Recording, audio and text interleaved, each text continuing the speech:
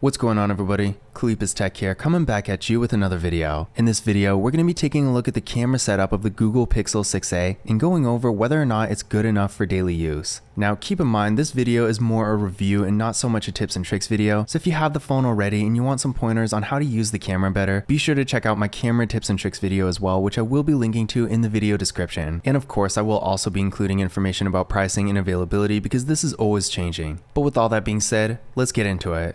So the first thing I want to go over is the selfie camera. Now with this camera, we got a nice looking hole punch design, looks real nice on the phone, and the camera itself is 8 megapixels. Now if you're coming from a mid-range phone that's a little bit lower end than this one, like the Samsung Galaxy A53 5G for example, then you might be used to having something like a 32 megapixel camera on the front. Now don't quote me on this, I don't remember the exact number off the top of my head, but my point is, if you're coming from a phone like that, seeing an 8 megapixel selfie camera on this phone might seem a little disappointing at first. But keep in mind, with this phone, although I still wouldn't exactly consider it an actual flagship phone per se, it is in a tier slightly above your average mid-range phone, and as such, the sensors in the camera are going to be a lot more powerful, so while it may not be a 32 megapixel camera, it still does take really good photos. But I'm going to let the quality speak for itself. So here's a photo taken with the selfie camera in pretty average lighting. I want to say in general, this is probably one of the main settings people take selfies in. Nothing too crazy, no studio lights, nothing like that. And overall, compared to your average mid-range phone, stuff like the Samsung Galaxy A53 5G, Motorola Moto G Stylus 5G and things like that, I would consider the Google Pixel 6a to be significantly better. When it comes to the colors, they're not really super bright and vibrant like they are with a lot of Samsung phones for example, but in a way that's kind of a good thing because they are really realistic. Adding on to this point, when it comes to the details, they're really sharp, but they're also not over dramatized or anything like that, and the lighting is pretty accurate as well. Now here's a photo taken with portrait mode in direct sunlight. I gotta say, as far as portrait mode goes, at least in a selfie camera, this is probably one of the best I've used, and this goes for not only just mid-range phones, but really any phone in general. The way the background's blurred, everything blends and looks professional, it really just works. Even my iPhone 13, which is a bit higher end than this phone, doesn't always take pictures this good. So in general, if you're taking a lot of selfies, especially for more professional purposes, maybe you're an influencer for example, and you need a phone with a selfie camera that's really going to get the job done no matter what setting you're in, the Google Pixel 6a is going to be a great choice for you. Now moving on to the rear camera setup. Seeing that this phone is relatively higher end, this might be a little surprising to you, but we really only got 2 cameras here. Now as you're going to see in a bit, this is actually not a bad thing at all, but for now, let's go over what cameras this phone does have. So on the back here, first of all, we got a 12.2 megapixel main camera, and then a 12 megapixel ultrawide camera as well. Now one thing you might notice it missing here if you're coming from another mid-range phone is a depth sensing camera. Now in case you don't know what it does, a depth sensing camera basically helps out with portrait mode, but with this phone, just like we talked about with the selfie camera, we are getting a much more powerful sensor here in general than you'd get in something like a Samsung Galaxy A53 5G for example, and because of this, with the Google Pixel 6a, the depth sensing camera is kind of an unnecessary feature. Now another thing you've probably noticed this phone doesn't have is a macro camera. Now this feature is a little bit more debatable because on one hand, as you can see in this picture right here, you can still get some pretty close-up detailed images just by zooming in, or in the case of this picture, putting the phone closer to the subject. So honestly, in my opinion, this phone doesn't really need a macro camera because while in theory a dedicated macro camera will be better than this, the difference is going to be pretty small. And in general, not very many phones do have good macro cameras to begin with, especially in the mid-range. They tend to be pretty unimpressive. So even though this phone of course doesn't have a macro camera, as you can see here, if you do need to get the occasional close-up detailed image, it will still mostly get the job done fine.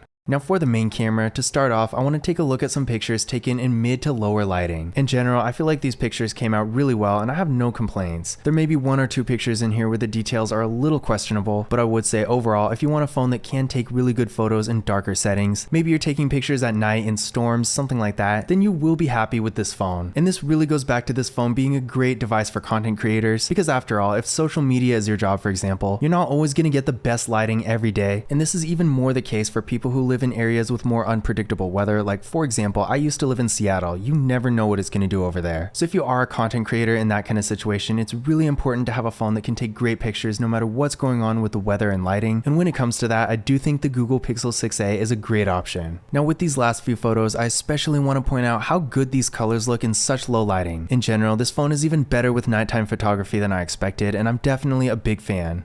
And even when it comes to video, as you can see here, everything is pretty dark, but it still came out really well. Now, of course, some settings are going to be better than others, and it's not always going to look perfect in every situation. But again, overall, I would say compared to other phones in this price range, the Google Pixel 6a is really one of the best when it comes to taking photos and recording videos in lower lighting. Now, on the other hand, here's some photos taken in more normal lighting. And here, again, everything looks really good, no matter what kind of setting you're in, regardless of the weather and lighting and all that. The Google Pixel 6a really can take great photos. And although, as you just saw, the photos still do come out pretty well in lower lighting, they look even better in bright lighting. In general, when it comes to taking photos and recording videos, there's really not a whole lot this phone is bad at. So again, if you're a content creator, this phone is especially going to be a great choice for you. And even if you're just using the phone for more casual purposes, but you like to take good photos, you're not going to go wrong with this phone either. Now, one complaint I do have about this phone's camera is honestly a pretty niche situation, but a little while ago, I was recording a video for this channel on this phone, and I really wasn't a fan of how screens showed up on it. This phone gives them kind of a bluish tint, which, as you can see from this photo taken with my iPhone 13, they're not really supposed to look like that. And if you want to see the full video, I will be linking to it in the description, but in general, yeah, I really wasn't a fan of how the screens showed up. Now, all that being said, probably not that many of you are going to be taking photos and recording videos of screens, and in pretty much every situation I tested with this phone, things did turn out great. But just know that despite this phone taking great pictures for the most part, if you do find yourself in a similar situation, you might run into the same issue. Now, when it comes to video with this phone, as you've sort of seen already, the image itself does look really good. This phone can record in up to 4K at 60 frames per second in the rear camera and 1080p at 60 frames per second in the front. While it's kind of disappointing that we don't get 4K in the front camera, which would be great for stuff like vlogging, for example, if you're doing something like maybe a YouTube video that needs B-roll, then this phone will absolutely get the job done, and compared to other phones in this price range, it is definitely among the best. Now, when it comes to recording videos on a phone, another thing that comes to mind is audio quality, so this next clip is going to give you a better idea of what videos on this phone actually sound like.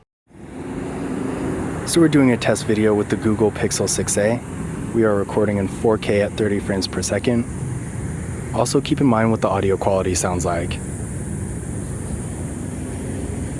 So a couple things here. First of all, this video you're watching right now is in 1080p, so obviously you're not going to actually see that video in 4K, but that being said, it still does kind of give us an idea of what the quality is going to look like when you're recording. And in addition to this, I would say the audio quality is pretty good for what it is. Now, if you want to hear more audio from this phone, again, I did record an entire video for this channel with it, which I will be linking to in the description, so definitely check that out if you're interested. But in general, even though this phone's audio quality is still nowhere near the level of something like the microphone I'm using to record this video, for example, it still is pretty good for a mobile device. I mean, it's a lot better than the iPhone 13, I will say that. And pretty much every phone I know of below this price range is going to have much worse audio quality. So honestly, at the end of the day, while still not being the absolute #1 best in this department, the audio recording quality of the Google Pixel 6a is pretty much the best you can reasonably expect from a smartphone. And if you are a content creator, if you're recording lots of videos, I know I have been saying throughout this video, this is a great phone for content creators, and I still do believe this. If you are in that situation where you're recording lots of videos and audio quality is really important to you, I would suggest getting an external mic, because while there may be some phones out there that have slightly better audio quality than this, they're probably not going to be that much better to the point where it really makes a huge difference. Now, last but not least, I want to go over the ultrawide camera real quick. So here are a bunch of photos taken with the ultrawide camera. Just like every other camera feature on this phone, they all turned out really well. And although some of these photos do have a little bit more distortion than others, I would say that in general, the ultrawide camera on this phone is really good quality, and once you get used to using the feature, you can get some really good photos. Now, that being said, keep in mind the angle of this ultrawide camera isn't quite as wide as some other ones out there. There are other phones in this price range like the Samsung Galaxy S21 FE, for example, that do have a little bit wider of an angle, but in real life, in terms of actual practicality, if you're taking vacation photos, group photos, skyline pictures, stuff like that, you're most likely not even going to notice. But in conclusion,